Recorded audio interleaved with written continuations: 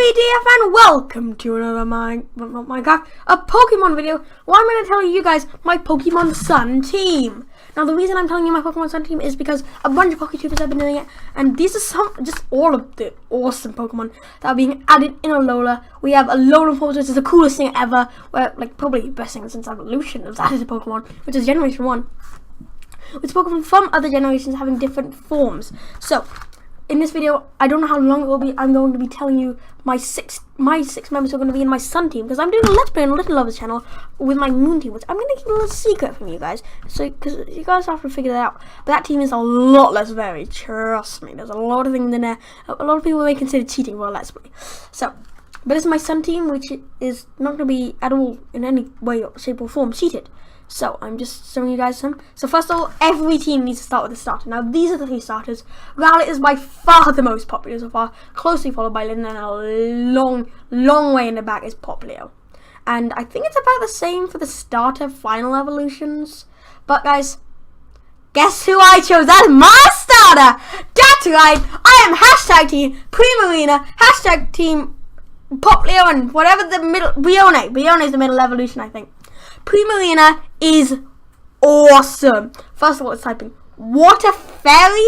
Like, sure, there's Water Dark last time and Firefighting we've seen times. Water Fairy, mind blown. That is awesome. I'm sorry if I get really hyped during this video.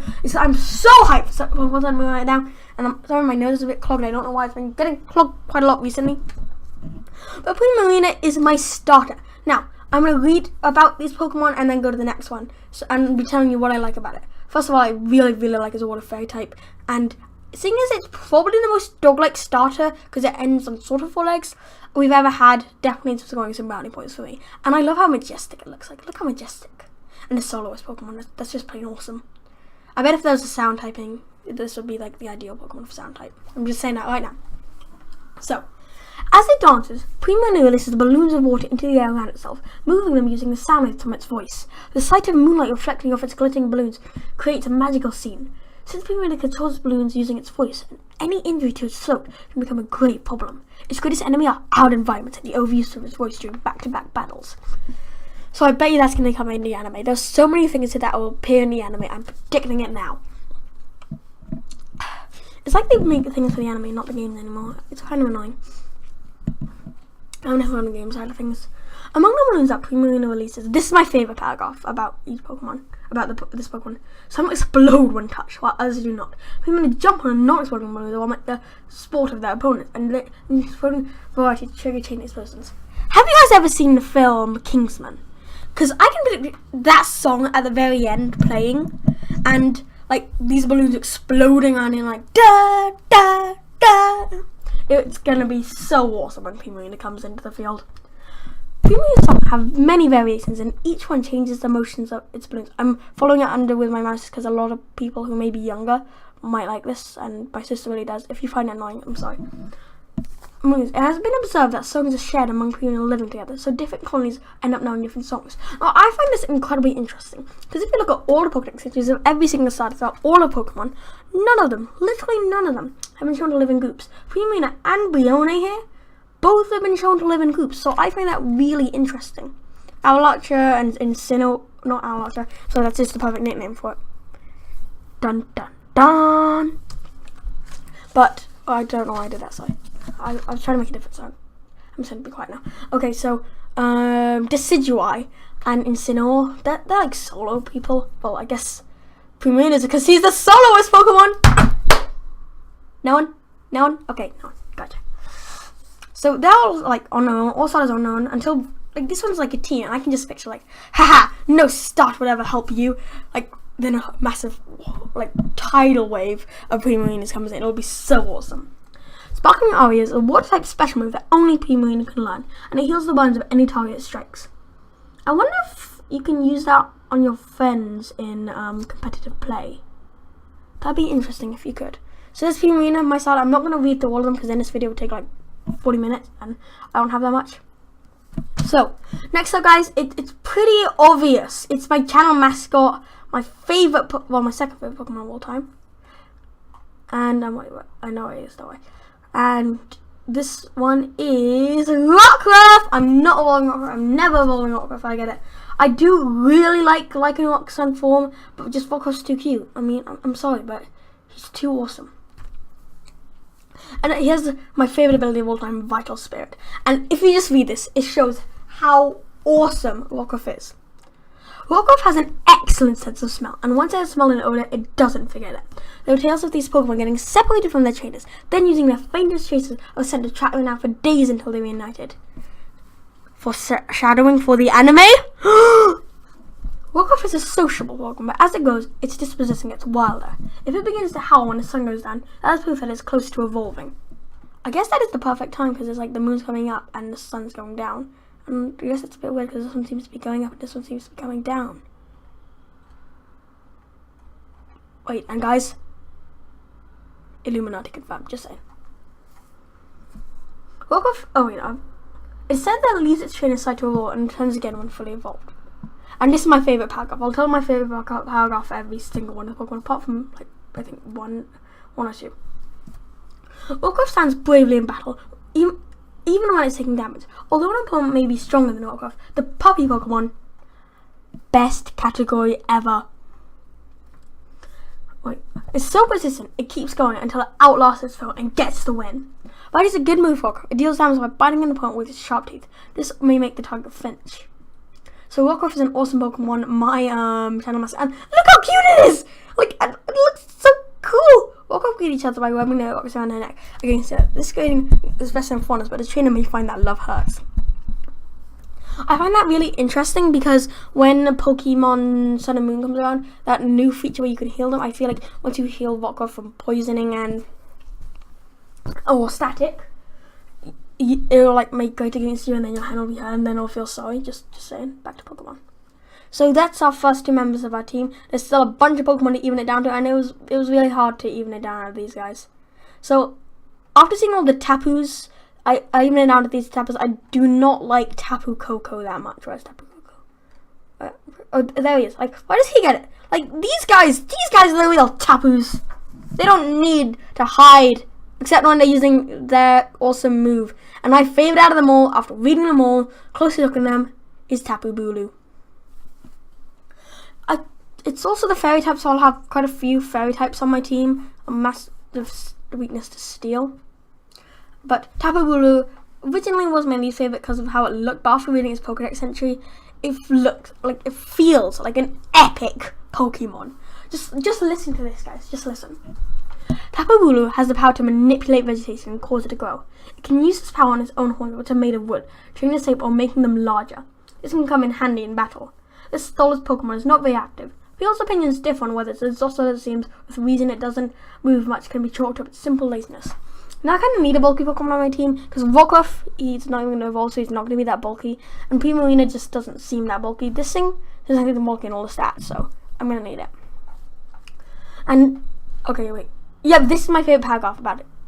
Tapu Bulu does not like unnecessary battles or fighting another Pokemon. Because of this, it makes a loud ringing noise with its tail to alert those of nearby presence. Nearby of its presence, sorry.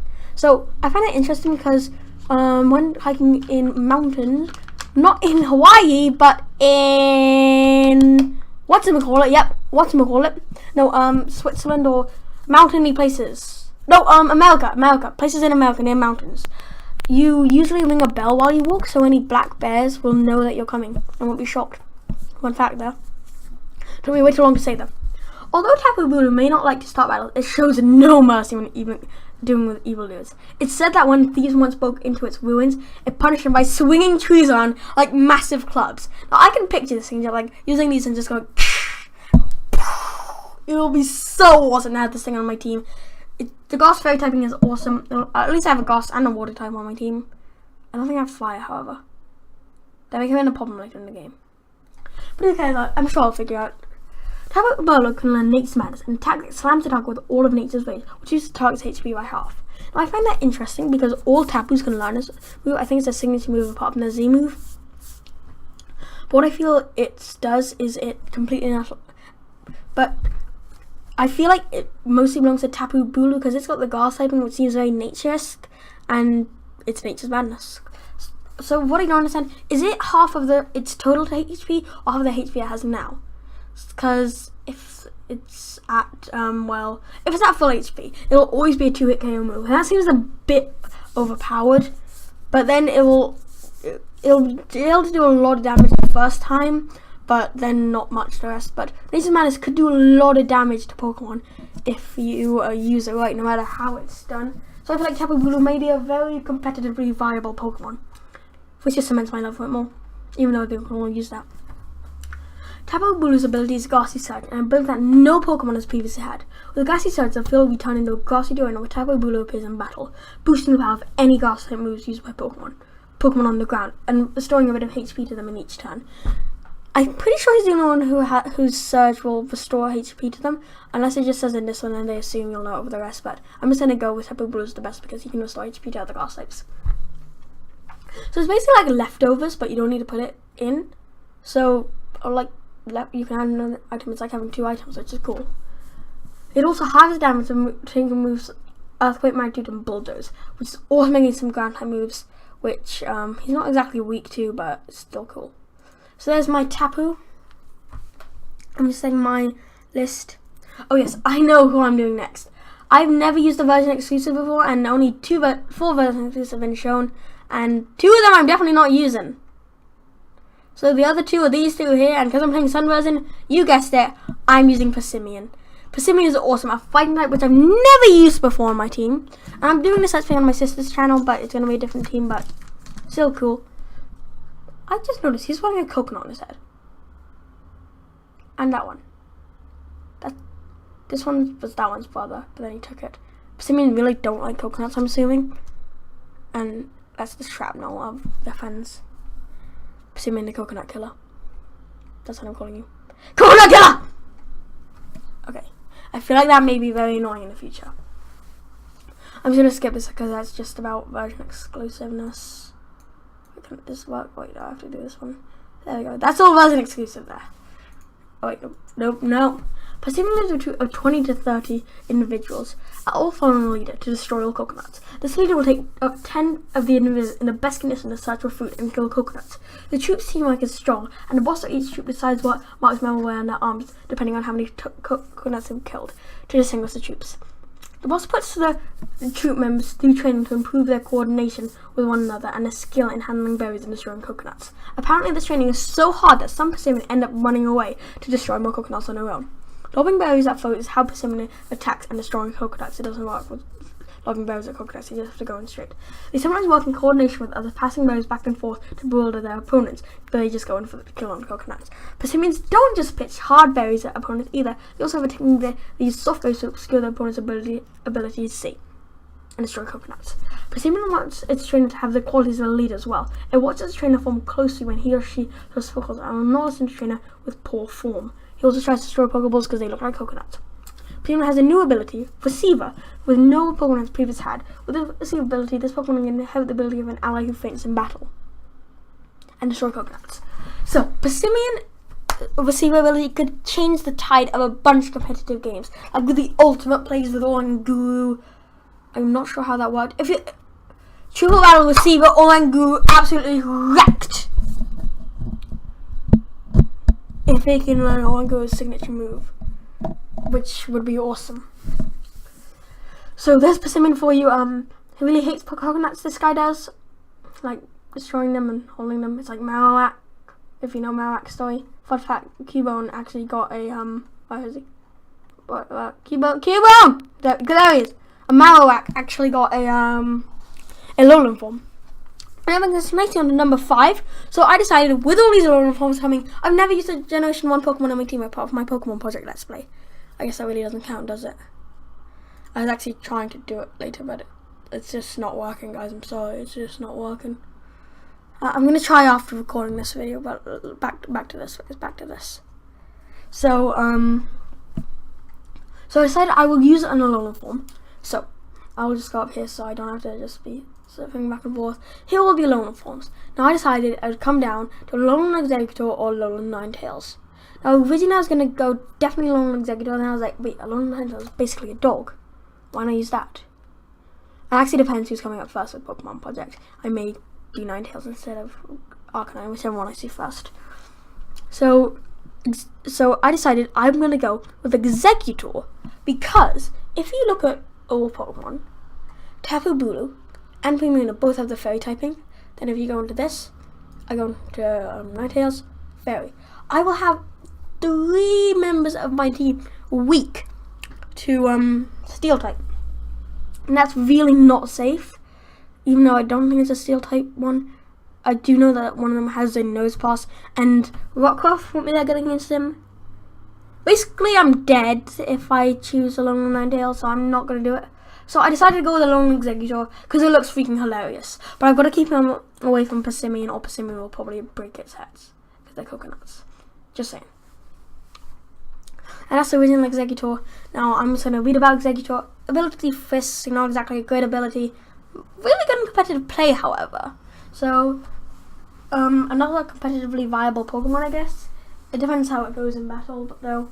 So let's read about it. The environment of the Alola, oh my gosh, my nose is now getting clogged. Whenever I talk so much, it gets clogged, but it's now in gameplay. I don't know why. Wait, one sec. So this is disgusting, so be. Oh gosh, okay, please work. The environment of the Alola region was strong. Did my voice just go really deep for a second? The environment of the Alola region, where strong sunlight pours down all year round, brought about the change in Exeggutor's form. The people of Alola boast that Alolan Exeggutor is the true form of Exeggutor. And because I'm playing Pokemon Sun and Moon before I play Pokemon Red or Blue, I'm going, yep, that's Exeggutor for you. That's a faker, not real one. Unlike other Exeggutor, which I find that line there. Unlike other Exeggutor. So, unlike the other kind of Exeggutor would be more obvious, but it's like those 3 words change the tide of the game. You know why? Unlike the other kind of Exeggutor. Why can they put that in? It wouldn't be simple laziness. It means that there's going to be another kind of Exeggutor, but that one's going to have 3 heads. So that's the only clue we have about the other kind of Exeggutor. Maybe that's a little theory that I'm doing, because I'm planning on doing theories on this channel. I've got a bunch of theories already lined up. Simpsons, Pokemon, Minecraft, Egg Wars, whatever you need. I can do it. Nothing to it. And Rescue Pack. Okay, I'm going to stop now. The Alolan Exeggutor has a 4th head on its tail. The 4th head controls the tail independently and can take on opponents area that can't be reached by the main head's attacks. Oh yes, this Pokemon excels at whipping a slash attack with hard heads, but that net can sometimes become a weakness. So what I find really interesting is that if you look at Exeggcute, there's 6 or 5 Exeggcutes. There's only 4 heads in this. So I always imagine that they're all inside like one Ultra Brain, and then they take turns controlling them. And this one, only 2 have to be resting at a time. Maybe they're resting there. Well, that's where the food goes. I don't know why it's going up. Probably to get sunlight, I think. That's what a lot of tropical plants have. Exeggutor has been seen in the past, and Exeggutor will be seen again in the future with other kinds. I'm predicting it now. You heard it first here, guys. You heard it first here. So we've only got 1 more Pokemon to go through. We have a really cool team lining up here, and that last Pokemon is Cosmog. He's just so cute! Like, look at the little Cosmog thing. I don't even know what the ability on the where does, but he's so cute. I love him. He's even shorter than Pikachu, but it seems like he'll be it seems like he might be about the same size, but it looks like he's taller or smaller. I don't care. Let's read about him. Why am I so high? I don't know why. I'm not. 3, 2, 1. Hello, guys. I'm back. Okay. This extremely rare Pokemon is known to only a select few in Alola. I want to accept your advertising it here, and why don't there's a select few to everyone else, unless it's got some secret Alola Empire, and I'm the only one who can save it! Along with Exeggutor. Unless Exeggutor gets killed by Persimmon. At one time, it was known only by the kings of Alola and their heirs. Just saying, that is so coming in the anime, possibly in the games. Kings of Alola. Alola had multiple kings, some kind of war, coming in clutch, hopefully related to Generation 6. Just saying it right now, you heard it here first, again. I should do more of these videos, they are so much fun. And it was called Child of the Stars. The Aether Foundation, definitely not gonna be evil. That's what a lot of other YouTubers will say, but I don't think they're going to be evil. I think it was just a team fighting for good. There hasn't been team fighting for good in so long, and finally the 8th Foundation comes in, and nobody trusts them because of Team Rocket and their dastardly schemes. Okay, sorry about that. Rewind. I was researching this unusual Pokemon, and one of the professors at the Foundation recently dubbed it Cosmog, yet it's been saying that name for generations. Cosmog is very curious and shows no fear of people or Pokemon. If you should it with any consideration, it will take an immediate liking to you. I'm predicting that it's not going to like Ash, because Ash is going to somehow ignore it, or it's going to like Ash a lot. This personality often leads to it being into danger, Team Rocket or Team Skull. His gas body is so lightweight that it's sent flying when the wind blows. When light falls in his Pokemon, Cosmog absorbs it and grows. So guys, there it is, my Pokemon Sun team. We've got Primarina, Rockruff, Passimian, Tapu Bulu, Alolan Exeggutor, Cosmog. We may need another Grass type. We may need to take in Alolan Ninetales, however, if Passimian does kill Alolan Exeggutor. And that is not going away for a long time, guys. I'm sorry. So there we have my Pokemon Sun and Moon team. I really enjoyed doing that. It was so much fun. I hope you guys enjoyed it too. So, without further ado, that is the end of this awesome Pokemon video. So, I'd like to see you guys a Dogtastic day, and ODF out.